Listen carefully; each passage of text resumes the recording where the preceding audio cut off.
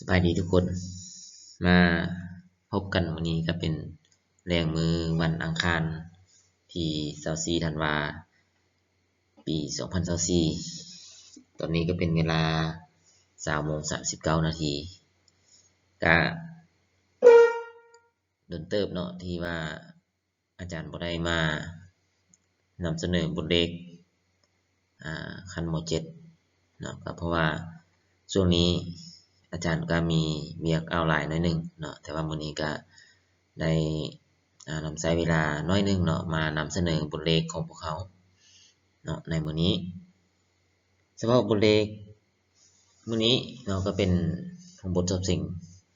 แข่งขันคัดเลือกนักเรียนเก่งวิชาคณิตศาสตร์ขั้นม.7 ในสุขเรียนที่ผ่านมาเนาะบทเลขของเราก็มีอยู่ว่าให้ A B และ C เป็นใจผลของสมผล x กำลัง2ลบ x ลบ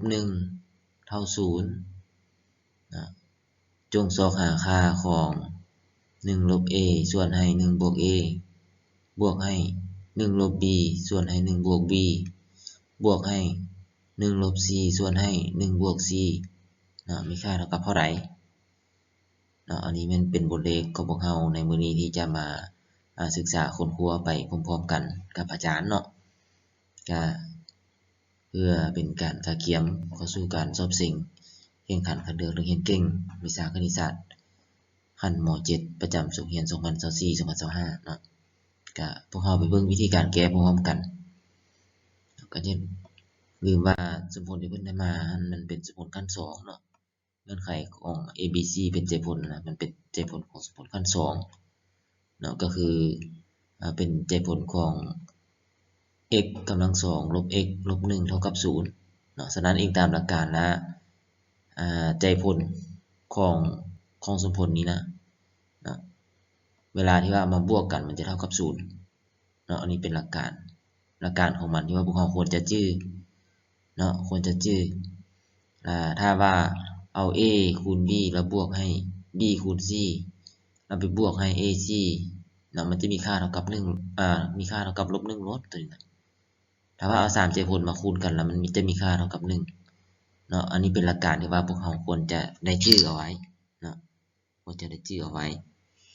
บัดนี้เมื่อเรารู้เงื่อนไขแนวนี้เนาะเราก็สิได้ไปนำใส่เข้าในการแก้บทเลขของพวกเรานั่นแหละเนาะเพราะว่าอีกตามเงื่อนไขของบทเลขที่ว่าเพิ่นให้มาหั่นเนาะคือตัวนี้นี่เนาะเขาจะให้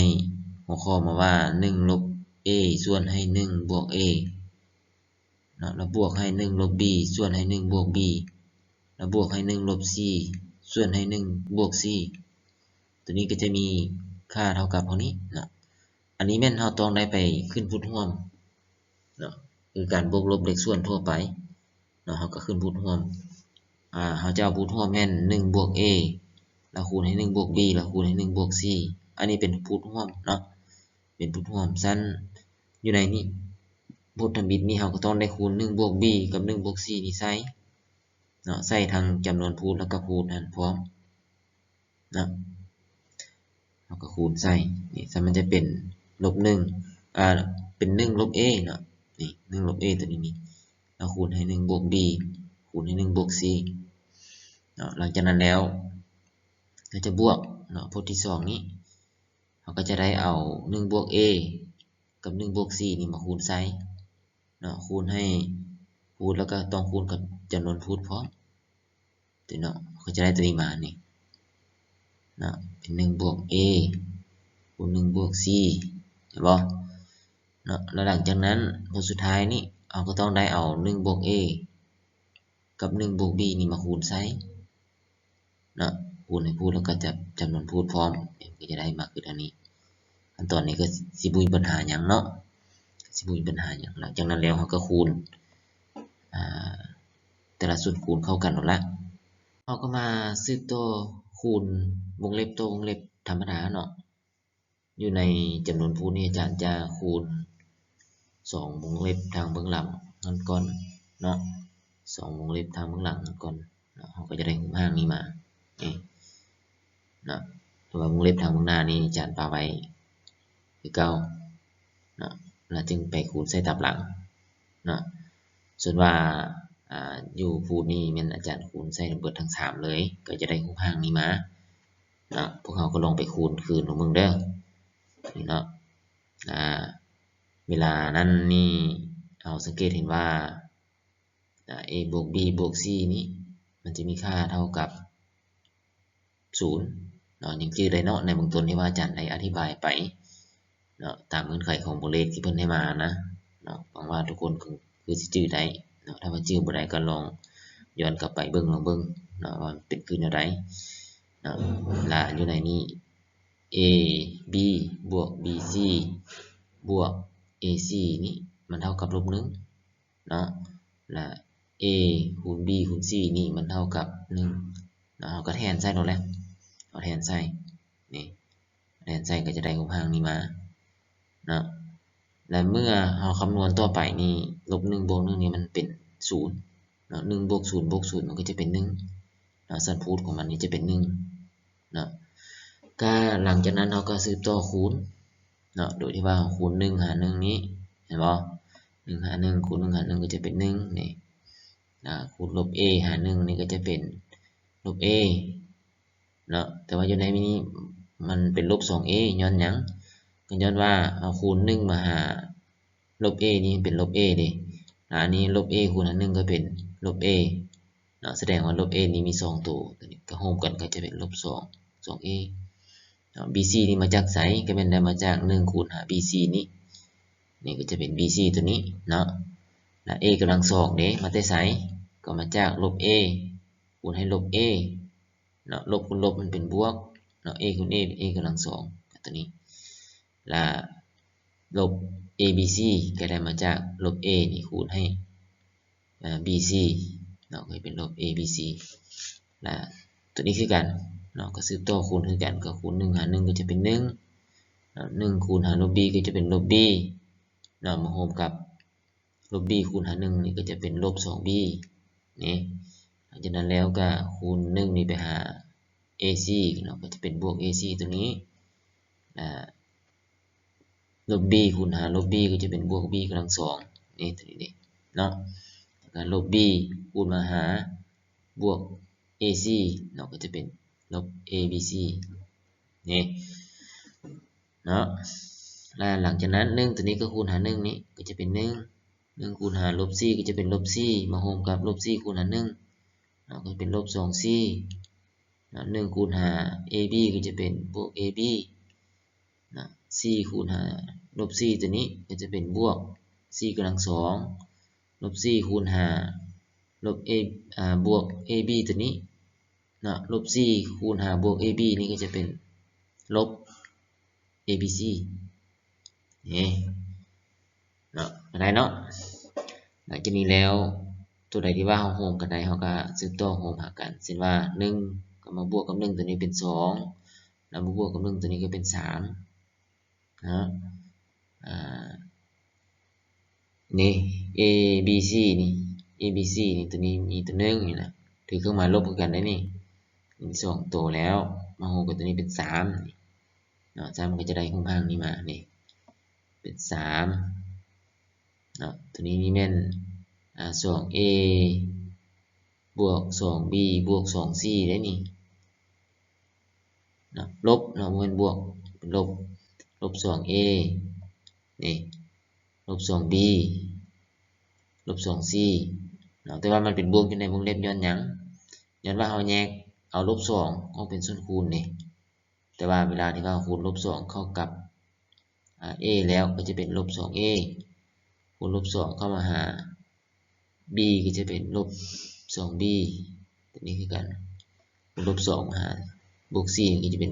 ลบ 2c แต่ว่าเวลานี้นี่เราแยกเอาลบ2นี่ออกเป็นส่วนคูณซื่อๆตัวนี้เนาะตัวนี้มันจึงเป็น a บวก b บวก c และเราก็แน่ใส่ตัวเงื่อนไขหรือว่าหลักการในเบื้องต้นแน่ในตัวนี้เนาะเพราะว่าเราจะได้แทนค่าซะเด้ a บวก b บวก c มันเท่า0เราจะได้แทนค่าตัวนั้นใส่เด้เข้าใจเนาะตัวนี้เนาะแล้วตัวนี้นี่ ab b BC AC นี่ก็ได้มาจากจำพวกนี้เลยนี่แต่ว่าเราเปลี่ยนบอนเอาอันAB นี่ขึ้นมาทางหน้าก่อนนี่นะอิงตามตัวอักษรเนาะแล้วก็ BC นี่อยู่ข้างกลางนี่แล้วก็ AC มาทางท้ายนี่ก็3ตัวนี้บวกกันมันมีค่าเท่ากับ-1นี่นะเนาะแสดงมาแทนค่าใส่เนาะก่อนเฮาสิย้อนหากันเราก็ต้องได้สังเกตเบิ่งได้อิงใส่หลักการของมันเนาะเพราะหยังเพราะว่าเราจะได้สะดวกในการแทนค่าเด้เนาะเราก็ต้องได้อิงตามหลักการในเบื้องต้นที่ว่าเราได้กล่าวมาหั่นเนาะถ้าว่าไผบ่จื้อก็ลองย้อนกลับไปเบิ่งคืนเนาะในเบื้องต้นนะที่ว่าอาจารย์อธิบายไว้นะเนาะตัวนี้จะเป็น-3 ABC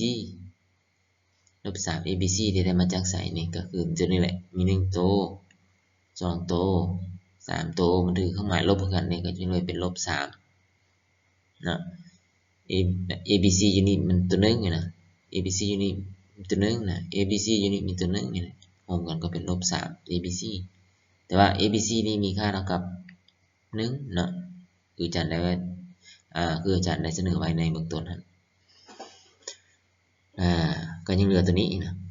เหลือตัวนี้ a กำลัง2บวก b กำลัง2บวก c กำลัง2ตัวนี้นี่มันพัดเท่ากับตัวนี้เลยเนาะเท่ากับ a บวก b บวก c กำลัง2แล้วลบให้2คูณให้ a บวก ab เนาะ2นี่คูณให้ ab บวกให้ bc บวกให้ ac เนาะอย่าลืมว่าตัวนี้นี่เนาะมันลบกันนี่นะมันจะเท่ากับ a กำลัง2บวก b กำลัง2บวก c กำลัง2เนาะแล้วก็มันบังเอิญไปโกงกับ a บวก b บวก c ฮะมันมีค่าเท่ากับ0ฮะตัวนี้นะตัวนี้ก็มีค่าเท่ากับ-1อันนี้นะ ab บวก bc บวก ac มีค่าเท่ากับ1เราก็แทนใส่เลยนะตัวนี้นี่เพราะว่า2คูณ0มันเป็น0แล้วนี่ตัวนี้มันเป็น-1นี่นะตัวนี้มันเป็น-3ตัวนี้เป็น+3ก็ถือว่าเบิดเราก็ยังเหลือแต่-1นี่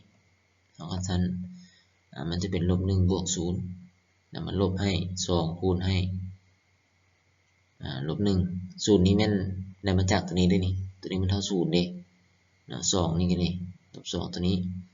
เนาะ-1ก็แม่นค่าของ AB บวก BC บวก AC นี่เนาะฉะนั้นในนี้-2คูณให้-1มันจะเป็น+2บวก2เอาออก-1ก็ยังเหลือ1ฉะนั้นคำตอบสุดท้ายก็จะเป็น1ก็ถือว่าเบิดเท่านี้ได้เฉพาะการแก้บทเลขของพวกเราในมื้อนี้ก็ให้พวกเราไปศึกษาเบิ่งคืนเนาะศึกษาเบิ่งคืนก็มีหลายหลักเกณฑ์เนาะหลายหลักเกณฑ์หลักการใหม่ๆที่ว่าเราต้องได้ไปจื้อเนาะจื้อเอาเพราะมันเป็นหลักการตายตัว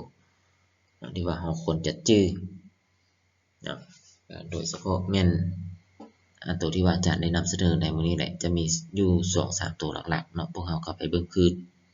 เนาะก็หวังว่าบทเลขบทนี้จะมีประโยชน์เนาะกับพวกเราก็บ่หลายก็น้อยเนาะบางคนก็สิเคยแก้หรือว่าเคยได้เรียนผ่านมาแล้วก็ถือว่าเป็นโอกาสลืมคืนเนาะจนว่าผู้ใดที่ว่าหาก็ได้เห็นหาก็ได้พบเพาะก็แม่นให้พากันไปเบิ่งคืนเพราะมันเป็นกบฮู้ใหม่เนาะเราก็ต้องได้ไปเบิ่งคืนหลายๆเทื่อเฉพาะผู้ที่